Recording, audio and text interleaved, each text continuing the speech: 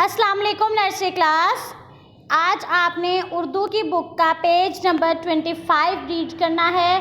Page number 25 पे आपने पढ़ना है ये तीन नुक्तों वाली कौन सी होती है, ये तीन नुक्तों वाली, ये तीन नुक्तों वाली, ये देखें, ये की कोई आधी शक्ल नहीं होती, ये एज इट इज़ है। ये याला, ये आपने फर्स्ट टर्म में भी रीड किया है। याला किसको कहते हैं? बहुत ज़्यादा जब तेज़ बारिश होती है ना, उसको बोलते हैं याला। ये याला, ये याला, ये याला।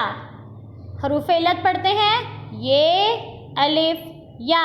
जहाँ पे मेरी फिंगर है वहीं पे आपने रखनी है और मेरे बाद आपने रीड करना है एक दफ़ा। ये अलिफ या, ये वाओ यो, ये वाओ यो, ये छोटिए यी, ये छोटिए यी,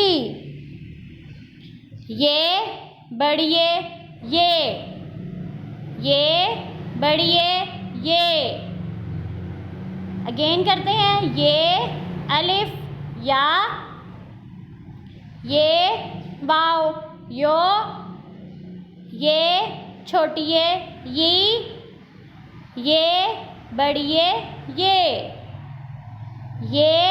अलिफ या, ये वाओ यो, ये छोटिए यी, ये बड़िए ये।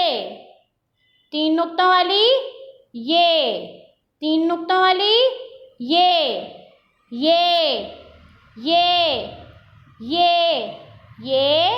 याला, ये।